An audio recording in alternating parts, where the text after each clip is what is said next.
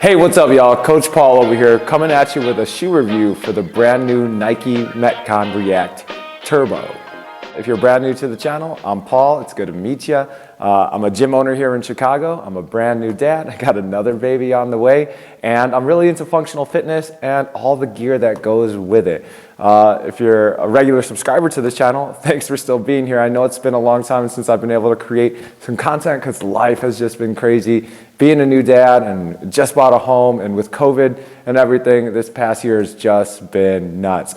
But some of y'all might know, or you'll come to know, that in the past I've done a few shoe reviews, specifically on the Nike Metcon and all the variants of the Metcon in the past, which brings me to the brand new Metcon React Turbo. I've trained in all the Metcons, from the regular Metcons to the Flyknit Metcons to the DSX to the Metcon Freeze to the first rendition of the Metcon React, which brings us to this one right here. I will say, if I was better at creating content, I would have made a shoe review on the Metcon 6, because this is by far my favorite Metcon yet. They say it's more breathable, and it's definitely more breathable. It's more comfortable to run in, even though Metcons in general aren't the best shoes to run, more than a mile or two in. But I do a bunch of training in this shoe, and I circulate between this and the Nano 10s, which over the past several months have been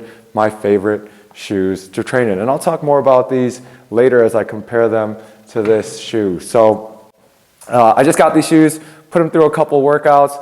The first workout I did was, I think it was a grinder of a workout. I actually did it with a class I was teaching. It was every 8 minutes on the minute, like 30 cals on the rower, 50 double unders or 100 single jumps, 15 toes to bar, 10 burpee box jump overs, and then 5 clean and jerks at like 155. I thought that was a good workout to test these shoes out. A lot of plyometrics, a lot of jumping, some barbell work, and overall I felt it performed very, very well. It was nice and comfortable. It was real stable on the jumps. It was nice, springy, cushiony, comfortable, and still secure. I also did some barbell technique work and some heavy squats. I think there is where we start separating the two experiences between the Metcon 6 and the React. If you've never had a React shoe, my first experience was the React running shoe. So they took that React foam and put it in a training shoe, but they also made it more dense, yet still responsive to train in. And then they took the kind of aesthetic and tech that they would put in their turbo running shoes, like the Pegasus Turbo, more like lighter materials, more streamlined, to make this shoe lighter. So overall experience with the shoe, they built this shoe, I think it's about like a little bit less than an ounce lighter than the regular Metcon 6. Personally, I can't really feel that difference, even though actually when I put these two shoes on, it feels like this is actually more of a shoe, and I think it has something to do with that React foam underneath my foot. But it's built lighter, can't argue with just the facts on that. Sizing for me, exactly the same. I wear a 12.5 in regular Metcons, and I always have worn a 12.5 in the Metcons, and that was no different with this. They redesigned the toe box to make it a little bit more wider, to be a little bit more stable, and that definitely shows up when you look at the shoe. So training experiences with the shoe. Just putting them on, actually it's really interesting.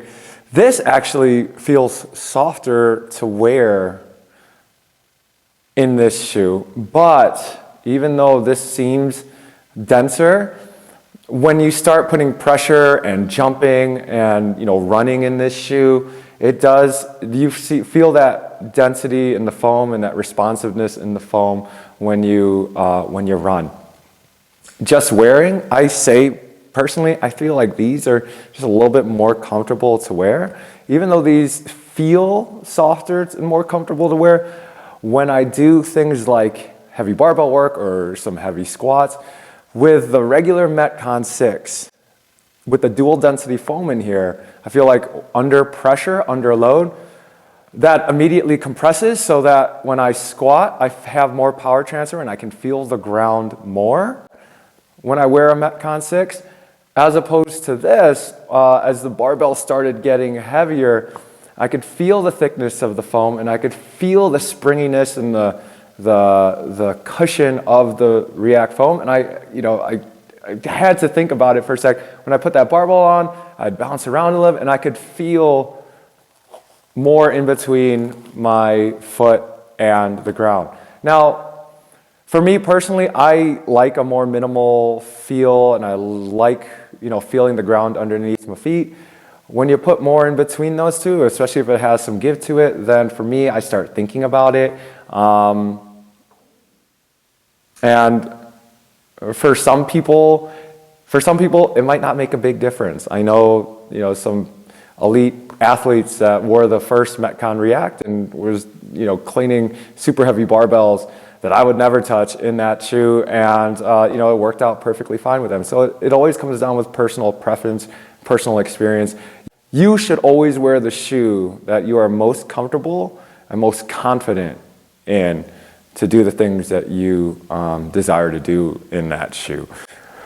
So for me, I like more of a minimal shoe. I've always been training in these shoes for a long time. I've been running in these shoes, and even though I don't like running in these shoes, I've gotten used to it, to being more of a efficient forefoot runner and less of a heel striker.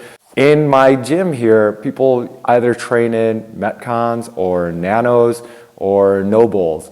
And if they've only been used to wearing running shoes and they transition to something like a Metcon, they immediately give me the feedback that it's too much of a platform, it's too slappy, it's too stiff for when they run, and that's just kind of how most training shoes are. Even though like all these brands are trying to make the best crossover shoe and best cross training shoe, best CrossFit shoe, best weightlifting shoe, that is also good for weightlifting.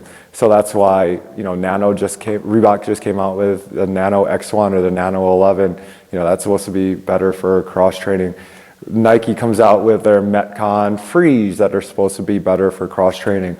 I used to think that they made the Metcon React a crossover into like the cross training conditioning hit space, but now after wearing this shoe, I feel like this is more of the intention to make a more upgraded version of the regular Metcon by upgrading the materials, making it lighter, putting a different kind of foam insert. That being said, if I had to choose just one shoe to train in, I would pick the regular Metcon 6. Call me simple, call me classic. I feel like this is just a better shoe to train in. And maybe it's just me, I'm not all about bells and whistles and different materials and things like that. I just like a good stable shoe to train in that I don't have to think about, that's gonna give me the stability and strength in my lifts. And personally, even though they made lighter materials in the upper, I personally like how this one feels more. It just feels softer and more comfortable around the feet. And again, this feels actually softer underneath the foot, but for running and things like that, you'll feel that cushion give, as opposed to this, where when you're running in this shoe, that's where this shoe starts to shine. It's a little bit softer, it's a little bit more springy, a little bit more responsive, but that softness, that springiness does show up when you're doing things like heavy squats and heavy deadlifts. So is this shoe worth getting?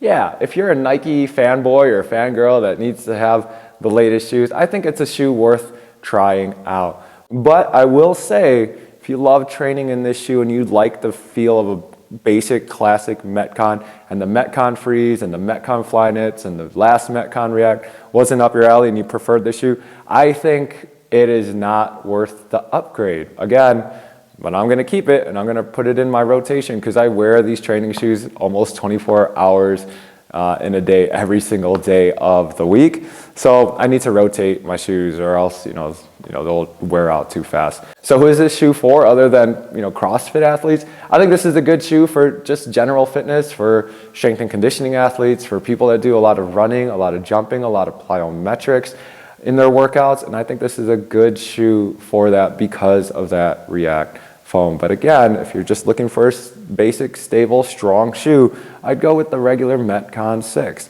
But good job, Nike. It's a good shoe. So I'll continue training in these. You guys let me know what your experience is with it. Let me know if you guys have any questions about any of these shoes. And yeah, love, peace, happy training, y'all. Hope that helped.